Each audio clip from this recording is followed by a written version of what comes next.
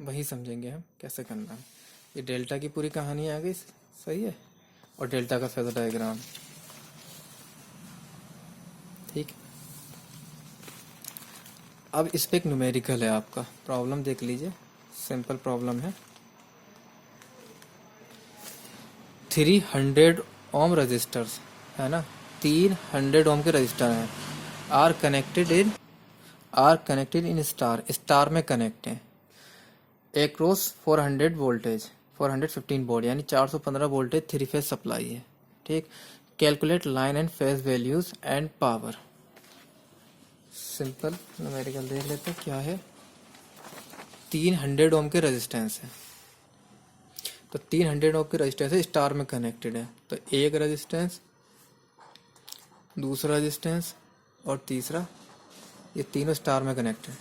100 ओम, 100 ओम, 100 ओम, तीनों 100 ओम के रेजिस्टेंस है। ठीक, और किससे कनेक्ट है? 415 सप्लाई से, ये है 415 वोल्टेज, इससे कनेक्ट है।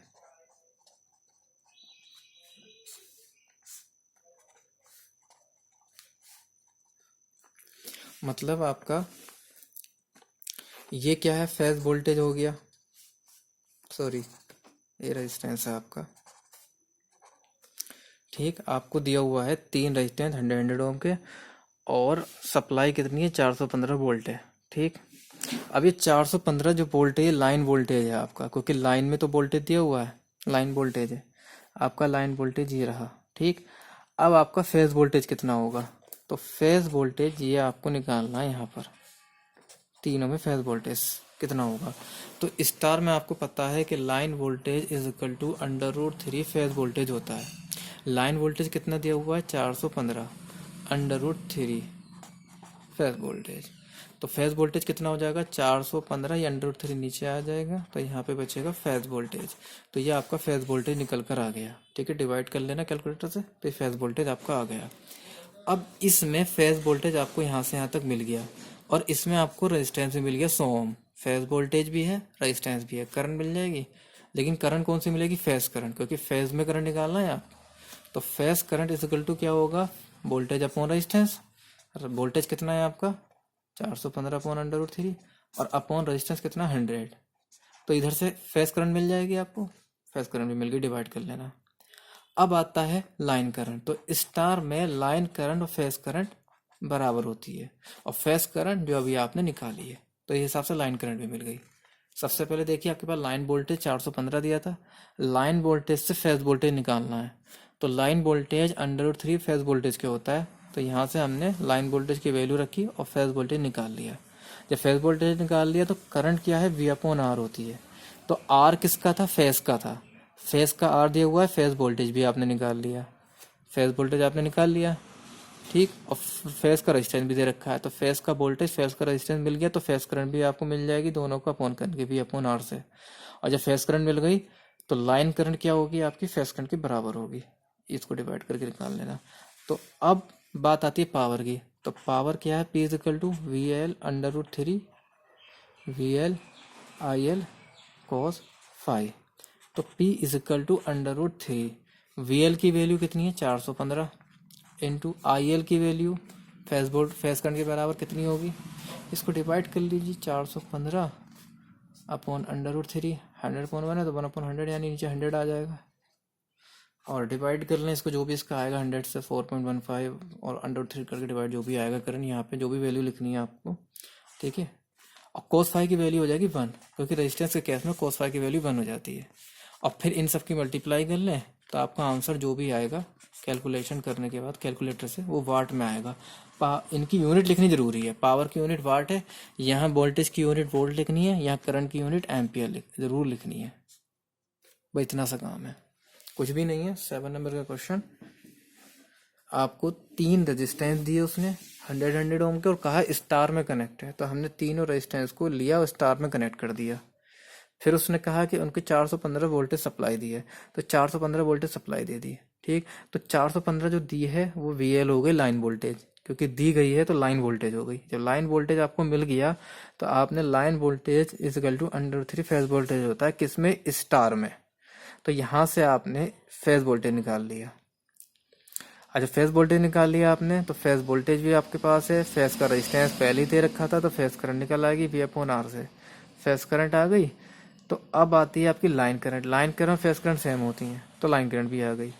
अब आती है पावर। तो पावर में आपको cos फाई की वैल्यू तो 1 हो जाएगी रेजिस्टेंस के केस में, क्योंकि यहाँ पे तीनों रेजिस्टेंस है, इसमें cos फाई की वैल्यू 1 होगी, क्योंकि पावर फैक्टर रेजिस्टेंस में कितना होता है, 1। तो यहाँ पे 1 रख दिया। और VL हमें पहली क्वेश्चन में दे रखा था 415, IL यहाँ से निकाल लिया, दोनों की वैल्यू रखी, आंसर सिर्फ कैलकुलेटर की कैलकुलेशन रह गई। तो ये इस पर न्यूमेरिकल भी हो गया।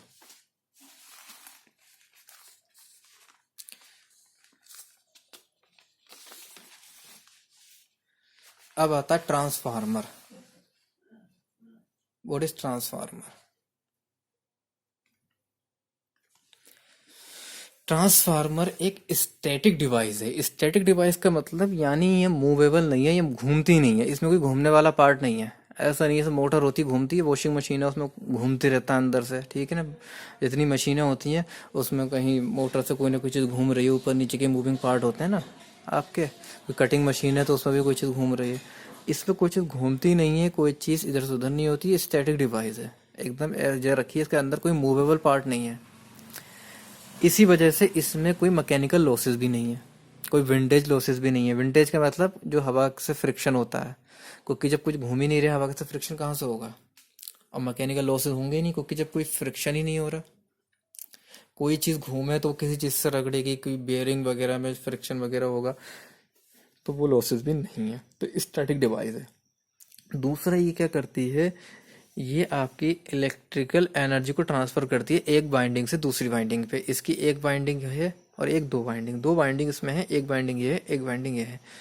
यहाँ से एनर्जी यहाँ ट्रांसफर होगी, ठीक, लेकिन वोल्टेज चेंज हो जाता है। ये वोल्टेज को चेंज कर देती है, या तो कम या ज़्यादा। वोल्टेज कम का मतलब है स्टेप डाउन, वोल्टेज कम का मतलब स्टेप डाउन करना, और वोल्टेज बढ़ाने का मतलब है स्टेप अप करना। तो ये वोल्टेज को या तो कम कर देता है या बढ़ा देता है। यानी आपके वोल्टेज को स्टेप अप स्टेप डाउन कौन करता है, ट्रांसफार्मर। ट्रांसफार्मर इस वजह से दो टाइप के होते हैं, step up transformer, step down transformer. Step up transformer आपके वोल्टेज को बढ़ा देगा, स्टेप डाउन ट्रांसफार्मर वोल्टेज को कम कर देगा। तो ट्रांसफार्मर का काम क्या है, वोल्टेज को बढ़ाना या घटाने का। ट्रांसफार्मर का काम वोल्टेज को बढ़ाना या घटाना, स्टेप अप करना या स्टेप डाउन करना, वोल्टेज को इंक्रीज करना और डिक्रीज करना। अब ध्यान से ध्यान देना कि वोल्टेज को इंक्रीज या डिक्रीज करता है, पावर को नहीं। ट्रांसफार्मर पावर को ना घटा सकता है ना बढ़ा सकता है, पावर जितनी है उतनी रहेगी। लॉसेस हो गए तो एक अलग मैटर है, लेकिन पावर उतनी की उतनी ट्रांसफर होती है। पावर चेंज नहीं होती, फ्रिक्वेंसी चेंज नहीं होती। ट्रांसफार्मर फ्रिक्वेंसी को चेंज नहीं करता, पावर को चेंज नहीं करता, ये सिर्फ वोल्टेज को चेंज करता है। वोल्टेज को या तो बढ़ा देता है या घटा देता है। तो ट्रांसफार्मर एक स्टैटिक डिवाइस है जो एक वाइंडिंग से दूसरी वाइंडिंग पर ट्रांसफर करते टाइम पे वोल्टेज को घटा देती है या बढ़ा देती है, ठीक, स्टेप अप या स्टेप डाउन, और यही इसका बेसिक काम है। अब ट्रांसफार्मर की दो वाइंडिंग है आपकी, एक प्राइमरी वाइंडिंग और एक सेकेंडरी वाइंडिंग, ठीक है। इनमें जो ये घुमाव होते हैं इस तरह से, इसको हम कहते हैं टर्न, इसको कहते हैं टर्न, ठीक है। जैसे ये मेरी कोई कोर है, इस पर मैं बाइंडिंग लपेट रहा हूँ, तो 1 2 3 4 ये टर्न है। जैसे मैंने वायर लिया और इस तरह से टर्न करना शुरू कर दिया, 1 2, ये वायर मान लीजिए मैंने ये लिया और इस पर ये एक टर्न, दूसरा टर्न, तीसरा टर्न। तो ये टर्न्स होते हैं, कितने टर्न्स लिए जाएंगे, 1000 लें, 100 लें, ठीक है, 250 लें, तो टर्न होते हैं। तो इसमें भी टर्न होंगे और इसमें भी टर्न होंगे, प्राइमरी में भी सेकेंडरी में भी। दो वाइंडिंग है। टर्न को हम एन से शो करते हैं। एन से क्या शो करते हैं, टर्न को। तो प्राइमरी वाइंडिंग के टर्न्स को हम N1 कहते हैं और सेकेंडरी वाइंडिंग के टर्न्स को N2 कहते हैं, ठीक है। जितने ज्यादा टर्न्स होंगे वोल्टेज उतना ही ज्यादा होगा, ठीक है, वोल्टेज उतना ही ज्यादा होगा जितने ज्यादा टर्न होंगे। तो अब देखिए, मैं आपका प्राइमरी है, और ये आपका सेकेंडरी है। तो देखिए इसमें टन कम है, बहुत कम लिए हैं, और इसमें टन ज़्यादा लिए हैं मैंने। तो जब टन ज़्यादा लिए हैं तो इधर सेकेंडरी में वोल्टेज ज़्यादा होंगे, ठीक है, सेकेंडरी में वोल्टेज बहुत ज़्यादा होंगे। तो इसका क्या मतलब है कि इसने वोल्टेज को स्टेप अप कर दिया। आपके यहाँ वोल्टेज तो कम थे क्योंकि कम टर्न थे, यहाँ टर्न ज़्यादा हो गया तो वोल्टेज बढ़ा दिया, तो ये स्टेप अप का सिंबल हो गया। जब आपका इस तरह से कम टर्न से ज़्यादा टर्न की तरफ को चले गए, यहाँ पे वोल्टेज कम, यहाँ ज़्यादा। ज़्यादा क्यों? क्योंकि टर्न ज़्यादा हो गए। जब टर्न आपके मोर होंगे तो वोल्टेज भी मोर होगा, ठीक। तो ये स्टेप अप ट्रांसफार्मर हो गया। अब मान लीजिए आपका ये ट्रांसफार्मर की है, तो यहाँ पे क्या हुआ, आपका वोल्टेज वोल्टेज लेकिन यहाँ पे टर्न्स कम है, बहुत 2 ही टर्न्स दिखाए मैंने, तो यहाँ वोल्टेज बहुत कम हो जाएगा प्राइमरी के कंपैरिजन में, क्योंकि प्राइमरी में टर्न ज़्यादा है। तो इसके कंपैरिजन में यहाँ वोल्टेज कम हो गया, तो ये किसका है? स्टेप डाउन का, स्टेप डाउन। तो ये स्टेप डाउन ट्रांसफार्मर हो गया। तो ये सिंबल है ट्रांसफार्मर के 2 बाइंडिंग से, और बाइंडिंग को छोटा बड़ा करने से। अगर सेकेंडरी छोटी है तो यानी यहाँ पे आपको जो वोल्टेज आउटपुट मिलेगी वो स्टेप डाउन मिलेगी, स्टेप अप मिलेगी, ठीक। छोटी है तो डाउन और बड़ी है तो अप। ये चीज़ क्लियर हो गया। अब मैं दोबारा से बात कर दूं। अच्छा, ट्रांसफार्मर के इस तरह 2 वाइंडिंग तो होती हैं, प्राइमरी वाइंडिंग, सेकेंडरी वाइंडिंग। यहाँ पे इनपुट, प्राइमरी पे इनपुट, और यहाँ से आपको आउटपुट मिलती है, ठीक है। ये ट्रांसफार्मर हो गया, प्राइमरी वाइंडिंग, सेकेंडरी वाइंडिंग, यहाँ पे इनपुट, यहाँ आउटपुट, ठीक।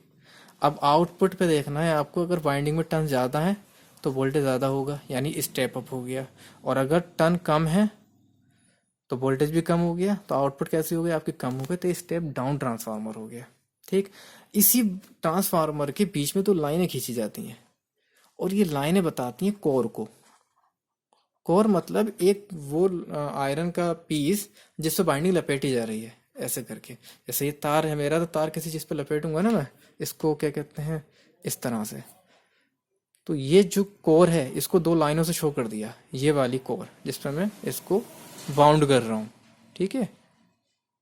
तो ये जो मेरा कंडक्टर है, ठीक, ये कंडक्टर है, और जब कंडक्टर को मैं इस तरह से बाउंड करने लगता हूँ तो ये कहलाती है मेरी बाइंडिंग करना, ये कहलाती है मेरी बाइंडिंग करना। इस तरह से बाइंडिंग करना, टर्न लेने को बाइंडिंग कहते हैं। ये कोर है, ये कोर है, और ये टर्न लेने को कहते हैं बाइंडिंग करना, ठीक। तो ये मैंने बाइंडिंग कर दी, और इस पूरे को कहते हैं कॉइल। इस पे वायर लिपटा हुआ है, कोर है, टोटल कहलाएगी कॉइल, ठीक। ये कॉइल है पूरी, और सिर्फ ये कोर है। तो ये जो है कोर है आपकी, और इसको 2 लाइनों से शो करते हैं। तो अब मैं दोनों के सिंबल आपको बताऊं अलग। स्टेप डाउन, स्टेप अप, ठीक है। तो ये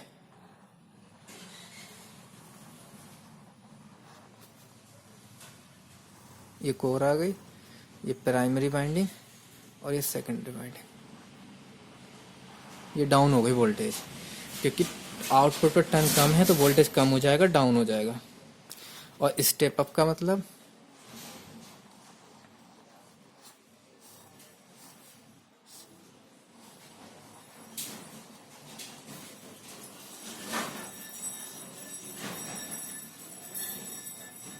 देखिए इसमें कितने ज़्यादा टर्न है, तो जब टर्न ज़्यादा है, एन ज़्यादा है, तो वोल्टेज भी ज़्यादा हो जाएगा। तो वोल्टेज ज़्यादा होने का मतलब होता है अप होना, यानी अप माने बढ़ाना।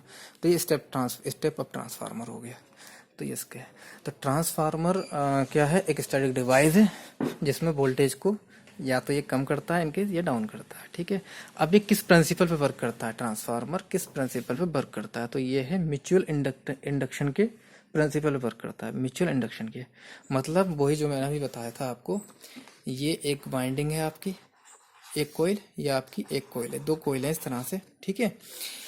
पहली कोयल पे अगर मैं डीसी सप्लाई दे दूं, डीसी वोल्टेज, तो इसमें डीसी करंट फ्लो होगी, ठीक है। और डीसी करंट फ्लो होगी, जब करंट से क्या होता है? फ्लक्स बनता है, ठीक है। एक फ्लक्स बनेगा,